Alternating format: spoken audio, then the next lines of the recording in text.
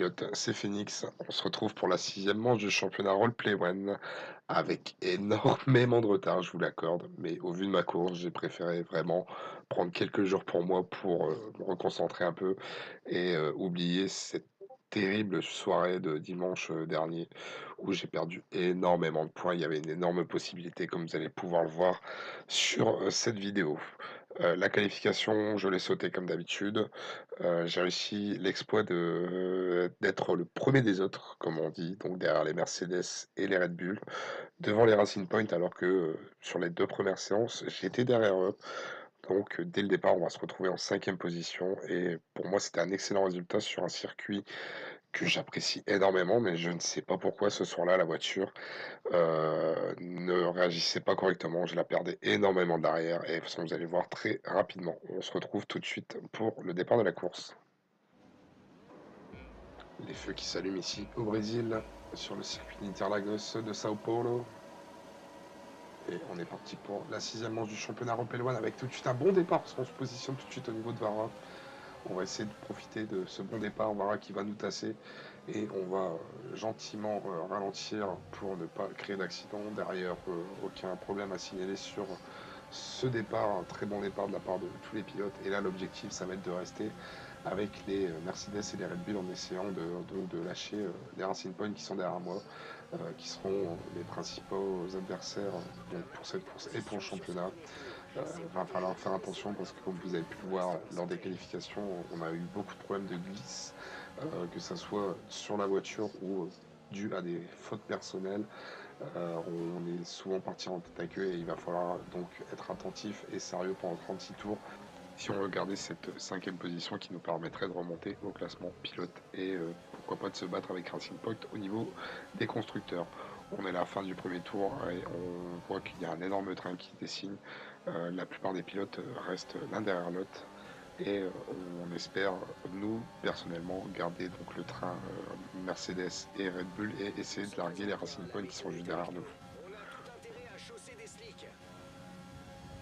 Comme vous pouvez le voir, j'ai demandé la météo à Jeff. La pluie était annoncée en fin de course et il fallait commencer à prévoir la stratégie pour ce qui va se passer et essayer donc de faire le meilleur résultat possible. On se retrouve désormais à la fin du deuxième tour et toujours pareil, ce train qui se dessine. Attention, on monte beaucoup sur le vibreur, on perd légèrement l'arrière, attention à la première frayeur. Est-ce que Woody va pouvoir en profiter? Et j'ai l'impression qu'on a moins d'aéro que lui et on va pouvoir conserver cette 5e place et il va falloir essayer de faire l'effort pour rester dans le DRS de la Red Bull de Vara. Dit qu'il va pas pouvoir en profiter et le DRS qui vient de s'activer et première erreur et première frayeur d'ailleurs. Il va falloir vite se reconcentrer pour ne pas recommencer ce genre de choses.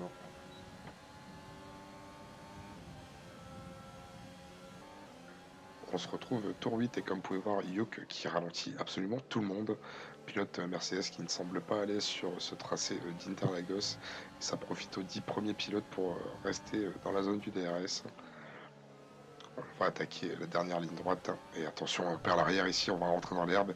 Et Woody qui va récupérer cette 5e place. Et comme je vous le disais, énormément de problèmes de glisse ce week-end. Et ça aurait pu faire très mal sur ce coup. Malheureusement pour nous, on va perdre donc cette 5e position. Woody qui va se louper ici à l'entrée des S de Senna. On va essayer d'en profiter peut-être. On a le DRS sur lui, je suis pas sûr qu'il a le DRS sur Vara devant. Il le sait d'ailleurs, il va essayer de protéger l'intérieur et malheureusement la ligne droite est beaucoup trop courte et Woody qui va donc conserver cette 5e position.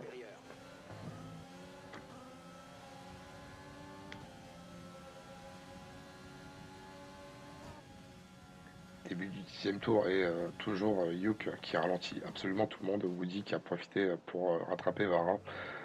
Nous, on essaie de rester à portée de la Racing Point. Attention, on perd une nouvelle fois l'arrière.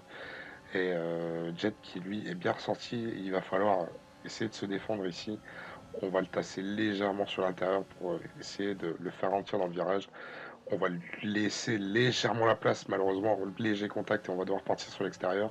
Il passe devant nous, il part à la faute.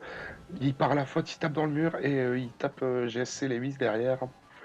Et on s'en sort bien sur ce coup-là. Pas de safety car ni de virtuel safety car et on va conserver la 6e place. La transition très rapide, on n'a pas eu trop de temps de commenter ce qui s'est passé avec Jet. Malheureusement pour lui, c'était un incident de course malheureux pour lui. Et voilà, je suis un peu dégoûté à revoyant les images. D'ailleurs, je fais une erreur ici et je vous laisse profiter de ce moment.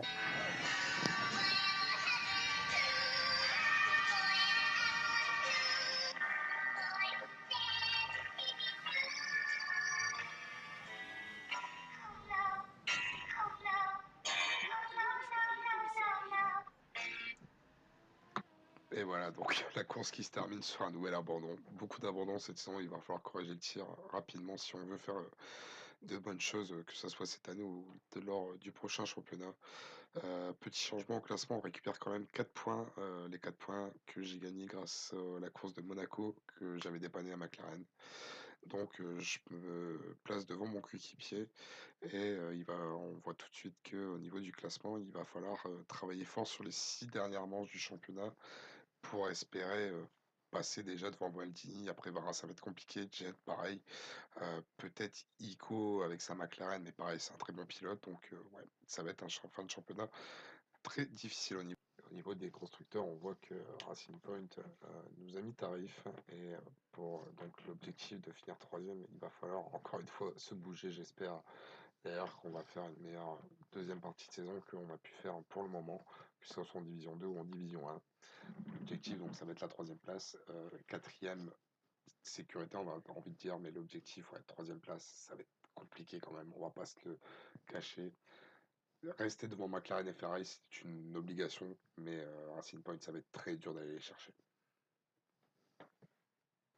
Donc le week-end dernier, c'était la trêve et on repart pour 3 nouveaux circuits. Donc dès dimanche à Spa-Francorchamps, la semaine suivante à Bakou et on terminera cette troisième partie de saison à Bahreïn sur le Bahreïn International Circuit qui ouvrira la saison officielle de F1 cette année en espérant encore une fois rapporter de bons points, sachant que c'est 3 circuits, dont deux que j'apprécie, Spa et Bahreïn, Bakou. En général, je fais des bons résultats, donc on va essayer de prendre le maximum de points pour bien figurer au classement après ces 3 manches. Donc voilà, très courte vidéo aujourd'hui, comme vous pouvez le voir. Je vous donne rendez-vous dès dimanche pour ceux qui veulent voir ma course en direct. Donc la course est divisée sur Twitch. Vous avez l'adresse ici. L'adresse sera également dans la description. Le live commencera à partir de 20h50 à peu près. Je commencerai à répondre à des questions si vous en avez, si vous êtes là. Puis voilà, je vous souhaite une bonne semaine, un bon week-end, bon courage à ceux qui sont confinés. Et on se retrouve donc très rapidement pour la 7e manche de ce championnat Européen. Salut les pilotes.